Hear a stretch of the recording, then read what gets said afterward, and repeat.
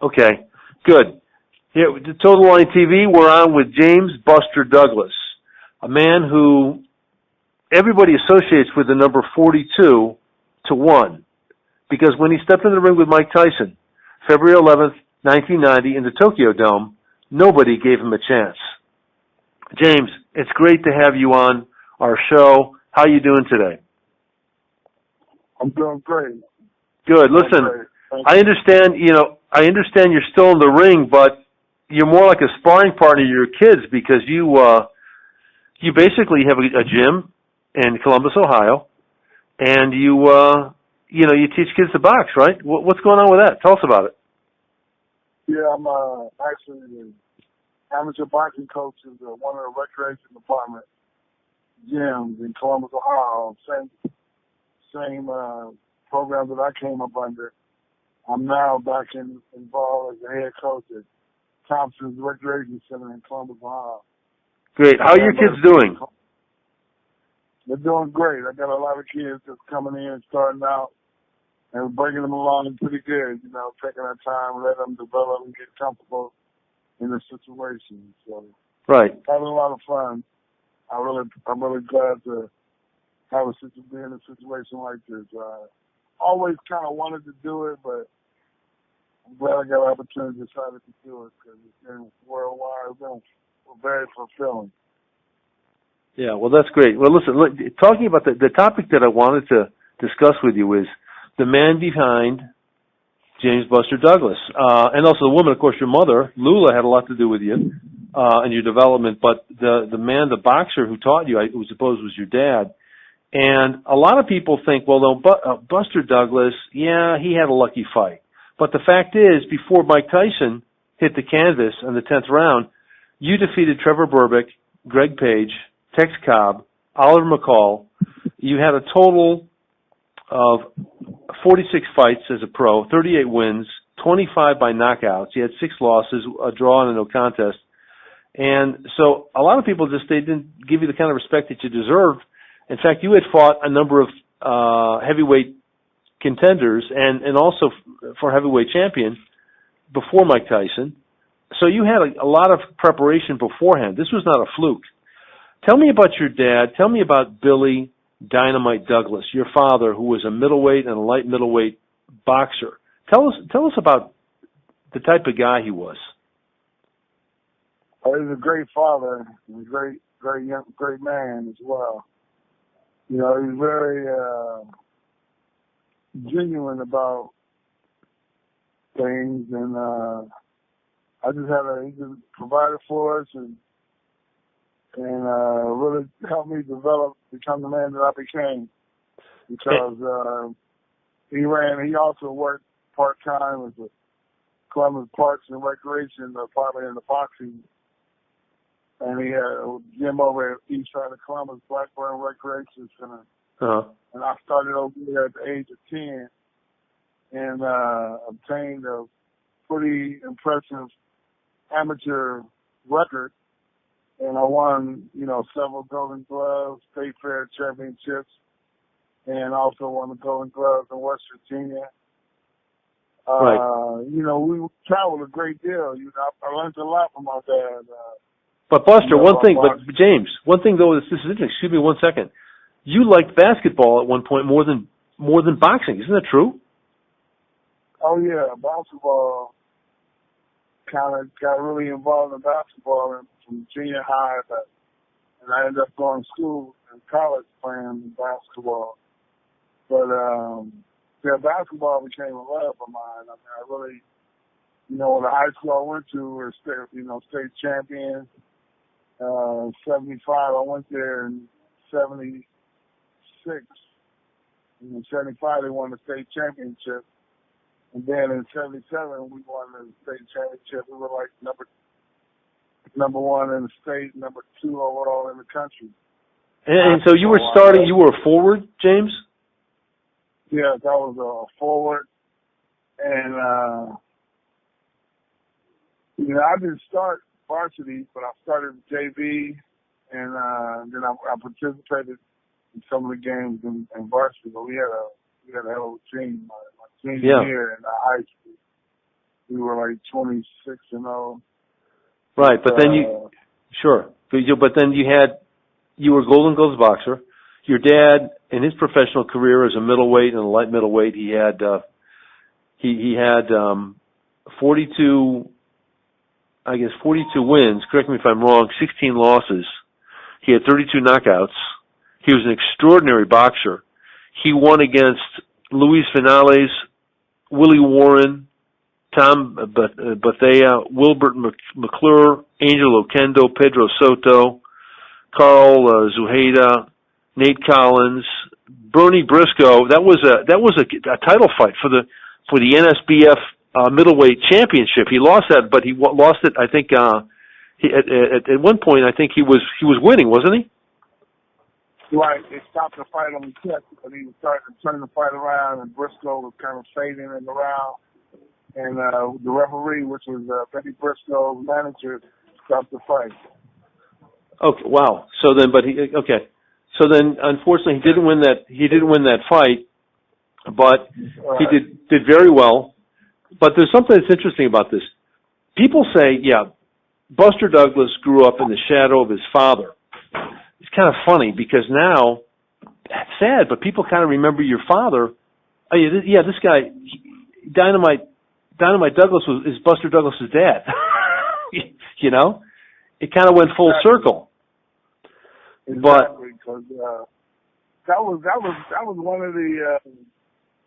one of the questions about me turning pro. Was like, oh, wait a minute, he's doing what? I thought he was a basketball player. Yeah. And because my dad, they were like, well, I can't see him fighting like his father. His father was terror, and I don't see that in young Douglas. Yeah, sure. So, right, so then is he going to do can he measure up like his dad? Right. And my dad was equally than me, and he was very happy that I started to turn pro because he always thought I had the ability and the potential to do something in the sport. Sure, and then at one point you said, my dad, he's my hero, he's hardcore. Tell us about that. Yeah. Tell us about how tough Billy Douglas was. Because a lot of those fights that he would take would be like 3-day notices where he would fight main event fight in the guard. He fought for fear in the guard, main event 3-day notice. He fought in Philadelphia at the Spectrum.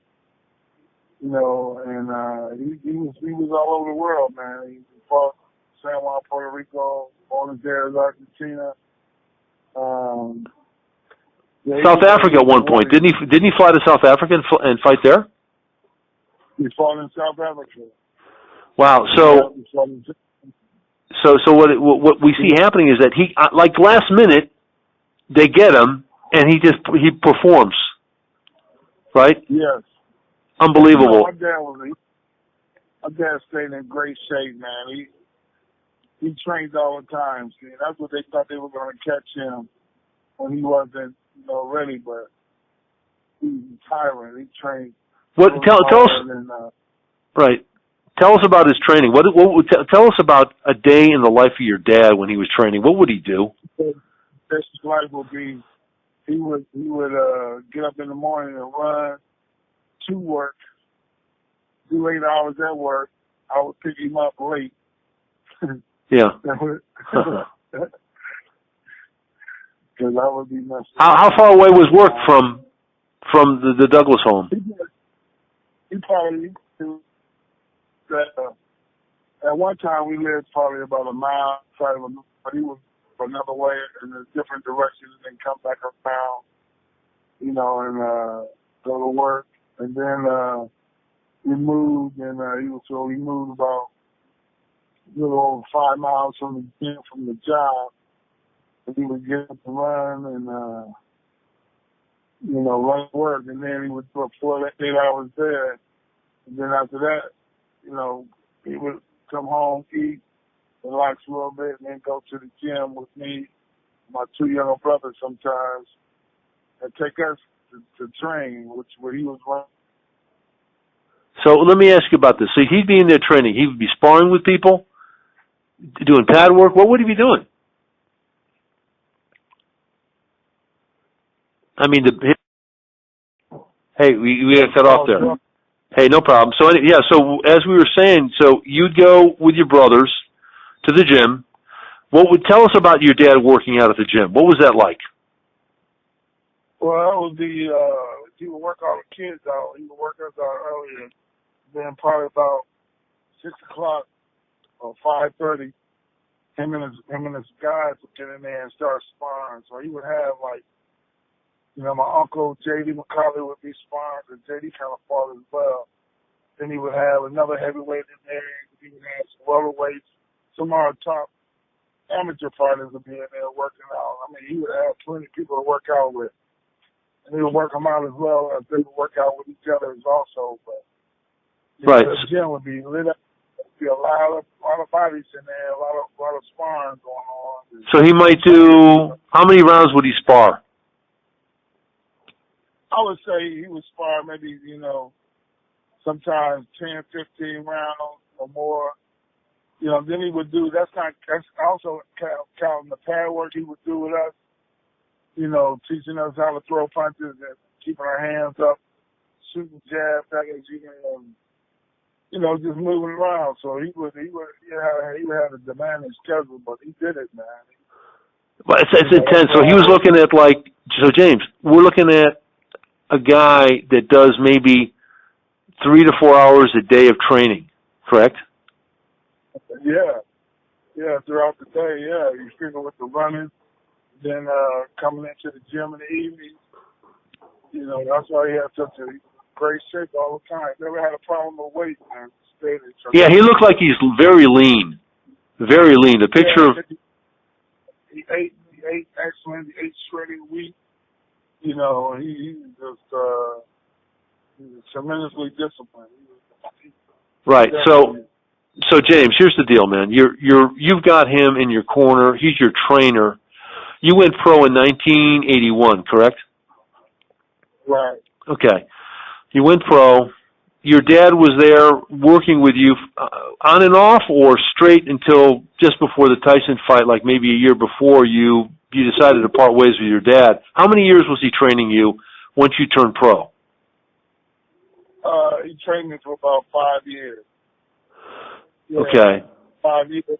We kind of went our separate ways. He wasn't training me, but he was just advising me. Is that hard? Is it hard to take have your dad as a coach in the ring?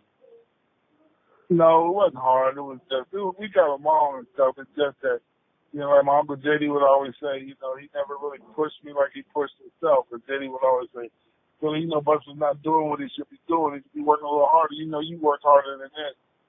And then we finally, J.D. took over. And, that's when things really started taking off, because I started. Well, you got a new style. Look, you had more than 5 years with him because you were doing stuff in the gym with him. So maybe it was more like 10 years that you had with your dad boxing. You were there, right? Say it again. I mean, you had more than 5 years being trained by your dad, Billy Douglas. It was more like about 10 years, wasn't it? Well, he trained me from the beginning. So my whole amateur career, my trainer taught me the fundamentals and then not only the physical part, the mental part as well. With being determined and the thought process of preparing for a fight and what goes on in a fight. I used to love driving when we used to drive to the fights. He tells stories of his escapades and what he went through. I was like reliving it all over again, and I would just absorb everything he was saying. So tell me something. What did he ever give you pep talks? Did he try to psych you up mentally? If so, what did he tell you? He always psyched you up. When he started talking about fighting and the fight game, how to attack and the things that go through one's mind during the contest. All that was instilled in me through my father. So then what? Okay, so let's bring it up to 1990. Okay. Yeah, I guess you heard about the fight. It came up was it 1990 that you were offered that fight, or is it in 89 with Tyson? 89, I got on the fight in 89. Okay, so your mom's still alive. Right, and it was like for one instance, I went over to the house after we got the fight with Mike. Yeah. So I went over to Dad's house, which I went over there every night. My mom and Dad's house after working out, and he would tell me, and he would ask me what I did during the training course or the days, and I would tell him. And then he was like, then we'd go in the living room, and then he would kind of like move the furniture a little out the way a little bit because he would start talking about how to fight Mike. And he was watching Tyson a lot, wasn't he? Was he studying him a lot? Well, yeah, he knew how Mike. He watched Mike because that's what he did. He just watched the fights, and then so he was definitely watching Mike. So he would just tell me how to fight, and I tell you, sometimes, boy, I'll be like just sitting there looking at him, thinking like, what in the world? How am I supposed to do this? So right. He was intense. So he wasn't. So your dad was not intimidated by Mike Tyson, was he? Pardon? Your dad was not intimidated by Tyson's fighting style, was he? No, not at all. He respected Mike. I mean, but he wasn't like, as far as him being intimidated, no. And that just made it even more so for me to be more positive about what was about to happen, So, he respected Mike, but he wasn't like, like most of everybody in America was, balls go up in their stomach, scared to death, just the thought of, having to go in the ring with him. But, sure. He was, he still felt stronger about he can be beat, he could definitely be beat. Sure. So anyway, let me just give people the background. You had some unfortunate things happen in your personal life. You and your wife separated. Right. And your mother dies. But before she dies, she knows you're going to fight Tyson. She did not want that to happen. What happened? Tell us about your mom and the whole scene with Tyson. No, she was never against me fighting Mike. She came over to the house and talked to me about him because, all her girlfriends would tell her, like, oh, Lula, this is retarded, What in the world is this this guy that Mike busted her in fight? And she would quiz my dad about it, she was very inquiring mind, as far sure. as, she wanted to find out what was this animal that my son was getting ready to fight. So she was out there like, Billy, you think my brother could tell you this? Because he was there when she was questioning my dad about Mike, asking him about, is he as tough as you? And, my dad was like, yes, dear, he's an animal,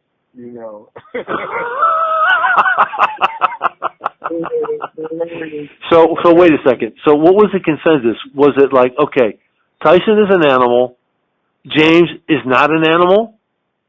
Or that, no, that well, didn't. It was like, she wanted to know what her baby was getting into. So then yeah. She came over to the house. She came over to my house and was asking me about, about about how I was feeling and what I was doing. And I was telling her, and then by the time we got through, because I got really upset too. So by the time we got through talking, she was like, oh, you're just so mean. You're just so mean. Because she was happy. She was happy because she seen that I had the fire in me, that I wasn't sitting over there being all, subdued, like, oh my gosh, your mother could tell if you got doubt in you or not. And she felt very confident. Once she left the house, she started telling all her girlfriends, like, Buster's gonna be fine, So what? So what? Why did you get upset? What were you upset about? So she was questioning me about Mike, and then, like whether you were up to it. Yeah, she wanted to see where I was mentally about this fight. So when I kind of got a little snippy with her, a little fiery. Yeah. She was like, okay, he all right, he focused. She had her ways of figuring out too, because she was under Bill Douglas' tutelage too when he was fighting. So she seen that my mindset was in the right place, and she started telling all her girlfriends the Buster was gonna beat Mike. You know, then she was telling her girlfriends I was gonna beat Mike. There were people in Columbus that thought that. There were the one of the sports writers in Columbus said you were going to beat him, and that was impressive. Yeah, Tim May followed me in my career as well, so he watched the development also. You know, then he flew out to Tokyo with us, so he's seen everything in the kids' lives as well. So anyway, here we bring it up to a few weeks before your mom passes away. It was a shock. She was pretty young. Not only was it a shock, it was a shock for which you were unprepared because it didn't look like she was ill, but you had no idea she was that sick. Right. She never let on that she was, you know, wasn't feeling that bad, and then she kind of kept it to herself. But, so she passes away. You must be dumbfounded. And people are saying, no, Mike, Buster, don't do this fight, man. And you said, no, I'm going to do it. Tell us about that. Right, because it was Johnny and JD came over and asked me, did I still want to fight? And I was really determined. I was like, yeah, you know, because I knew that would have hurted her even more if I was unable to continue. You know, I know she was raised no weak, you know, young man, so I just think it made it even stronger for me, you know, really put the fire down that I'm gonna do this and I'm gonna do this well, you know. Sure. So look, here we are. Okay, so you decided you were dead set on doing it. You were going to do it. That was it. You were fired up. Your back was against the wall, I guess, and you were ready. Tell us about the month before Tokyo. Your workout regimen, what you were doing, how you were training. The workout was going great because JD was very happy with my runs. I was running really good times, and he's seen he's seen the encouragement, you know, that I was working hard, and you know, I was in the gym and I was working good with my sparring partners. So I had 3 sparring partners, and you know, they were coming to work, testing me, pushing me every day. Right. It was just a great, you know, it was a great camp. And how about your weight, James? James, what do you think? Listen, we take you up to fight date. You were up. You were about was it 235 or a little bit less? 231. Okay. So were you happy with that weight? Yeah, I was very happy with it because the 40 and under was good for me, but in the 30s and then 20s, it was even better. It was like, you know, I felt that I could go forever. You know, sure. And felt strong. Right. I could go forever. I was in great shape. I was really in great shape. So now we're on the fight day. Tyson had been monkeying around with girls. Greg Page, whom you beat, knocked him down. Did you know about that? He was sparring with Greg Page. Did you hear about that? I didn't hear nothing about he was doing over there. Yeah. You know, he wasn't doing any other fight, so it wasn't no fucking excuse about he was fucking around with girls. He did that every fight. Yeah. He was an animal. Yeah, exactly. So right. So now what? Yeah. That's bullshit. He ready to go because he wasn't ready to go.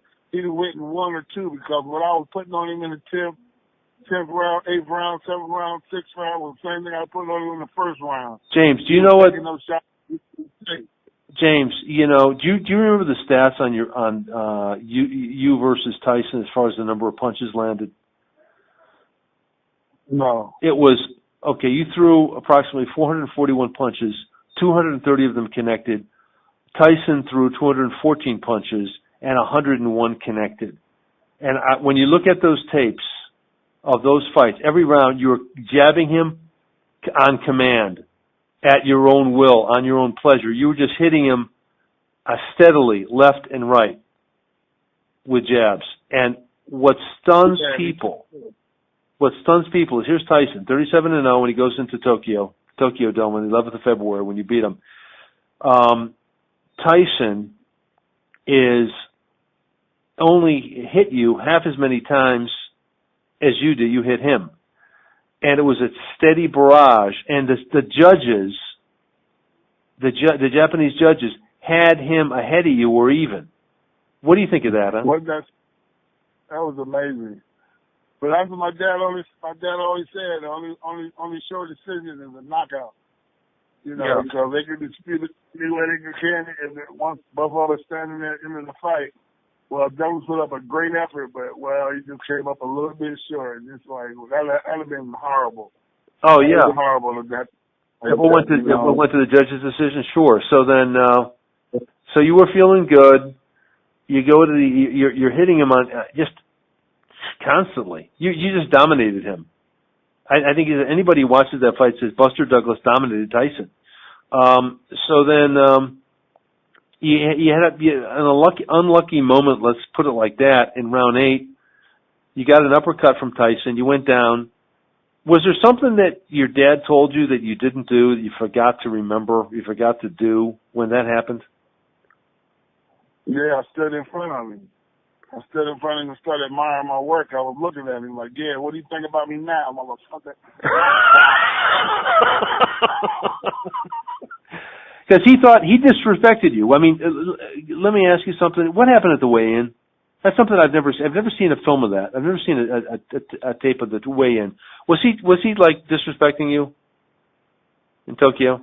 I don't recall that, at the weigh-in, but he was being nonchalant about everything, for sure. But I could care less. So I was like, well, whatever. Because I didn't think that he thought anything anyway. That's why we were in Tokyo. So I knew about that from the fight was going. So yeah, but you were feeling proud and you were sick of the guy. I mean, you just thought you saw him, talk trash to a lot of people, I guess. So then you come back after the end of the 8th round, and people thought you were gonna collapse in round 9. Tell us about round 9 and round 10. Well, like I was felt good after the knockdown. I wasn't too shaken up. And by the end of about the beginning of the 9th round, I felt really strong and ready to go back out there and get back in charge, get back in control of the fight. Sure. That's what I did to get back. Sure, and then you go and tell us about the 20 seconds prior to the 5-round combination when you sent him to the canvas, and history was made. Well, it was just having backing up on his heels, and JD yelled out, pivot, and I pivoted, and when I pivoted, I seen the uppercut, and I caught him with that uppercut, and I nailed him because I had everything in it. Yep. And then I finished with the next 4 punches, so it was a 5-punch combination, starting off with that uppercut. And it just, good to do. But I still thought when I went back to the corner that he was going to get up because he kept getting up and taking those shots throughout the fight. But once I seen him reaching for that mouthpiece, I knew it was over then. Oh my gosh, he was totally stunned. It was at that point that he was in a daze. So you win the fight. I don't want to talk about Don King questioning it and trying to take it away from you, but tell us about your corner. Tell us about the jubilation. Yeah, they were excited. The best part about the whole thing was when they announced me as the undisputed heavyweight champion of the world. Hearing that was just like, wow, that's it, I did it. Did you feel like maybe this is a dream and I'm about to wake up and I gotta go to the Tokyo Dome and fight Tyson? It's not real? Not at all. Not at all. I felt very focused and I knew where I was at the whole time. It was just once they announced the champion that did it. But what really did it is when I got that belt. But then to come to find out, they didn't even bring another set of belts. Well, that belt I got received in the ring was Mike Tyson. One of my guys seen that belt laying on the table and picked it up and handed it to me. Wow, what a moment! Huh? And so your grandfather's there. Your brother Bill is there too. Was he there too? Well, one of your brothers was there in Tokyo with you. Yeah, my brother Robert. Right. Yeah, And so, he was short. He was a short guy. He came over to me too. He was on camera too. He was him, and then my son Lamar, my oldest son Lamar, was there. He was like 12. oh my gosh. And so, what time was it in Columbus when you beat Tyson? And Columbus is probably 9 o'clock, 10 o'clock, or at night. But in Tokyo it was at noon. Right. So wait. Did you call your dad? Did he call you? What was going on? Tell us about that. Yeah, I called my dad. And do you remember the conversation? Yeah, the conversation was like, son, I'm so proud of you. You did it. You did it. You fought a great fight. Wow. That was beautiful. Beautiful. I love wow, it. Man. I love it. Wow. So, and you come back. What was? Tell us about what's going down in Columbus, Ohio when you returned. When we came back, we first landed in Chicago, and then we were walking down the jetway, and I was talking to a friend of mine who was just walking and talking, and I looked up and I said, "Oh, no, what's going on down there?" And I know there was a lot of commotion at the end of the jetway. And I had no idea that they were down there for me, and I was like, I wonder what's going on down there. It still hadn't really, it was just, it hadn't hit me. You're still a regular guy, man. You're still a regular guy. It didn't hit you yet. Right, it was like, what's the commotion? What's going on? These lights and people down there, we walk out there, and then they're like, "What's you doing?" And they were like, "Oh, okay." Hey! So James, so okay, it was 8 months with the Crown. They must have given you a hero's welcome in Columbus, right? I mean, the key to the city and. We get to Columbus, and no, I didn't get the key to the city. I got a key to Chicago, though. Oh, you did? Yeah, I got a key to Chicago. Wow. Great town. Oh yeah. So then, those 8 months with the Crown, I mean, were people reluctant to give you the recognition that you deserved? We all know about the fight that took place with the WBC and the boxing commission. The organization, they really did what they could do to damper it. Only one that came first to the plate was IBF. They just automatically, they came and acknowledged me as the heavyweight champion, and that belt wasn't even recognized in Tokyo at the time. Yeah.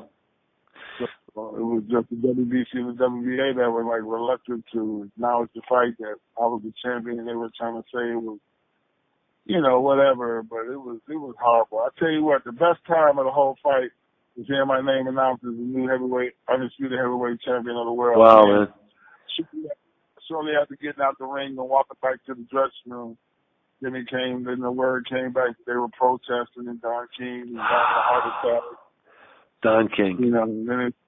So Don King, okay, I mean, your dad knew Don King. He introduced you, right, to Don King. Right. I mean, what's your, what do you think of Don King now? I mean, he's in his 80s. He's still trying to do it, going slower than he was before. I mean, what's your take on the guy now? I mean, there are some positives, but some negatives, I guess. What's your view now? Yeah, I don't have no view at all, man. It's let that shit go, man. Right. So okay, and so it was. I just say this, my man. It was like my regime as the heavyweight champion was like no other. Oh yeah, what did they say? The things they said. They said this is the biggest upset in boxing. No. This is the biggest upset in the history of sports. Yeah. But it wasn't even that. The thing with me was just that, I didn't get a chance to enjoy it as far as being able to take a few months off and just go take the family and go hang out and then, make a nice transition, preparing for the next fight and all that. It was a fight from the onset. It was never not a fight. Something that, yeah. Did you feel like it all that stuff together, the loss of your mother, what happened in your family. Your son was ill. I never got to breathe. My wife, not my wife, but my mom passed, and my son's mother was really battling. Kidneys were failing. She had to go in dialysis and get a new kidney and all. You were like you had too much going on in your life, really. It was a madhouse. It was just, crazy, man. Do you think it was kind of like, you kind of were in a moment of psychological collapse? There was so much going on? It was just that everything came at me at one time, man. It was just overwhelming. It got to the point where it was just, so we even started fighting amongst ourselves. Me and Johnny and, it was crazy, man. It was just, trying to do this, and it was like pulled in every direction and stuff, We never took a chance to sit back and really map out a plan on how we were going to do it and what was our next goal, our next thing. It was just, after a while, we became being dictated to, It was just. And James, what's that? I said only enjoyment was, fighting the fight and winning it and hearing my name announced. But after that, it started slowly going downhill. And by the end of it, within the next 7 months, it was crazy. Yeah, it was not a